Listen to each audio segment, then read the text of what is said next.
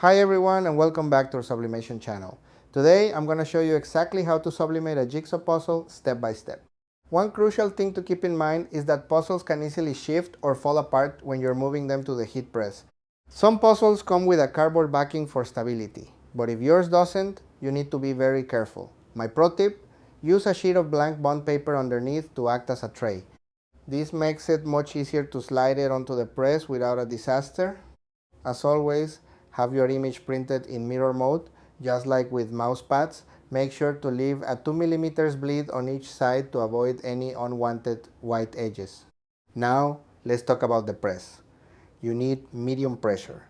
Don't go too heavy or the heat might warp the material. I recommend testing the pressure while the machine is still off. If your press doesn't have an easy adjustment knob, you can place a flat piece of scrap cardboard underneath to get that extra snug fit. Once your pressure is set, turn on the machine. We're going with 190 degrees Celsius, 374 degrees Fahrenheit for 60 seconds. While it heats up, let's prep the puzzle. I use repositionable spray adhesive to keep the print from ghosting or moving. Spray it from about 30 centimeters, 12 inches away, just a light mist so you don't get clumps or stains.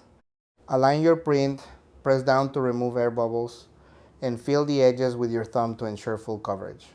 Place it on the press using your paper tray, cover it with a Teflon sheet, and start the cycle. Once it's done, peel the paper back carefully. If you notice the puzzle curving slightly from the heat, give it a quick press with your hands while it's still warm to help it keep its flat shape. And there you have it, a perfectly sublimated puzzle ready to go.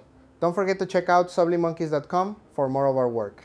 Like the video, subscribe to the channel, and I'll see you in the next tutorial. And as I always say, happy sublimating!